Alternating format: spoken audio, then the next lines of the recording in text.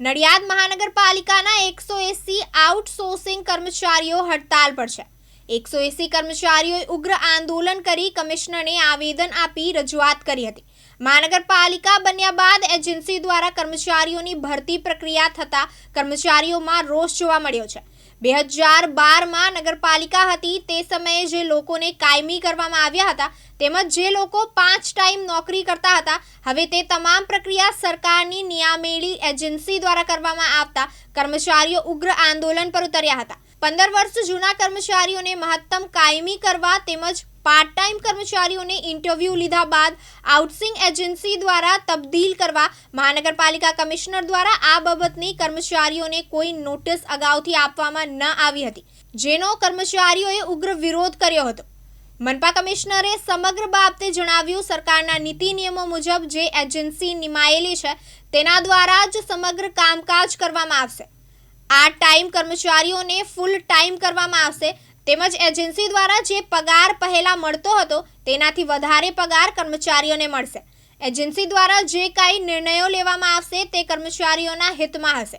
15 થી 25 વર્ષ જૂના કર્મચારીઓને કાયમી કરવા તેમજ ધારા ધોરણ મહત્તમ પગાર વધારોની માંગ સાથે કમિશનરને આવેદન આપ્યું છે। જી વકીલ સાહેબ, આપનું શુભ નામ? આજે તમે આવેદનપત્ર આપવા આવ્યા હતા, શું થયું, શું કહેશો?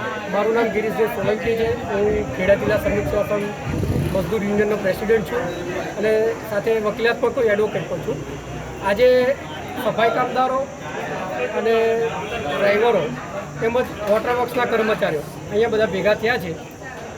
સવાલ એ છે કે 2014માં આ તમામ કર્મચારીઓને ઇન્ટરવ્યૂ લઈ નગરપાલિકાએ ફરજ ઉપર નિમણૂક આપી હતી એમને, અને ત્યારથી આ કર્મચારીઓ સળંગ એક ધારી નોકરી કરતા આવ્યા છે। એમના વર્ષે 240 દિવસ ઉપરાંતની નોકરી છે અને સુપ્રીમ કોર્ટ અને હાઈકોર્ટના હાલની પરિસ્થિતિમાં પણ એવા ચુકાદા છે કે વર્ષે 240 દિવસ ઉપરાંત જો કર્મચારીના દિવસો પૂર્ણ થતા હોય તો તેવા કર્મચારીઓને 5 વર્ષ બાદ એને કાયમ કરવા જોઈએ। હવે પરિસ્થિતિ એવી સર્જાઈ છે કે આ કર્મચારીઓને કાયમી કરવા પડે અને એમને કાયમી લાભો આપવા પડે, એટલે રસ્તો શું કાઢવો?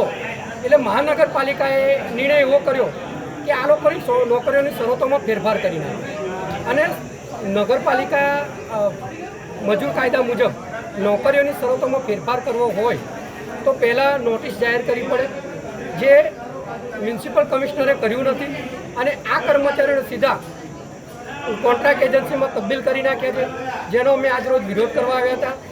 હાલમાં અમે કમિશનરશ્રીને આવેદનપત્ર આપ્યું અને મળ્યા અને રજૂઆત કરી કે અમને યથાવત પરિસ્થિતિમાં નોકરી પર ફરજ પર ચાલુ રાખવા, પણ તેઓ તૈયાર નથી, જેથી હવે અમે આગળ ભેગા થઈને નિર્ણય લઈ અને જ્વલંત આંદોલન કરીશું। શું કહેશો તમે, જે આ કોન્ટ્રાક્ટ પદ્ધતિ અમલમાં આવશે તો એ લોકોને શું ફાયદો? નગરપાલિકાથી મહાનગરપાલિકા થયા પછી કોઈ પણ જાતના કાયમી હુકમ વગર જે કર્મચારીઓને નગરપાલિકાના પેરોલ ઉપર એટલે કે વાઉચર ઉપરથી પગાર થતો હતો એમને નિયમિત કરવા માટે અમે આ સુનિશ્ચિત કર્યું છે કે આઉટસોર્સિંગ એજન્સી મારફતે દરેકને નિમણૂક મળે અને જે કોઈ પગારના અને જુદા જુદા પ્રશ્નો છે એ એક જ સરખા થાય। આ પ્રક્રિયાથી જે પાર્ટ ટાઈમ પગારદારો છે કે જેમને 6,000 પગાર મળતો હતો એને પણ અમે ફૂલ ટાઈમ પગારમાં લઈએ છીએ, એટલે કે લગભગ 16,000 થી 17,000 જેટલો પીએફ સાથે પગાર મળશે। તદુપરાંત જે કર્મચારીઓને અત્યારે 11-12,000 વાઉચર ઉપર મળે છે એમને પણ ફાયદો થવાનો છે અને 16,000 થી 17,000 જેટલો પગાર મળશે અને એમનું નિયમિત પ્રોવિડન્ટ ફંડ કપાશે।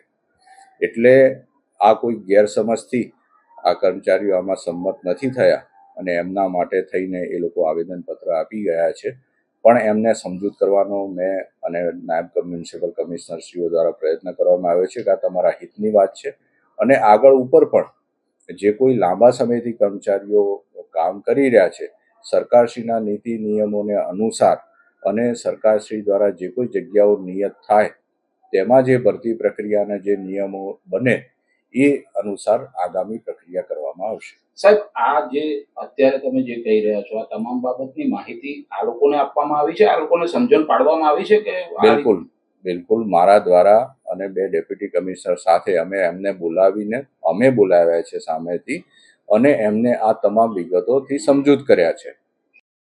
તૃષાલ પંડ્યા, દિવ્યાંગ ન્યૂઝ, નડિયાદ, ખેડા।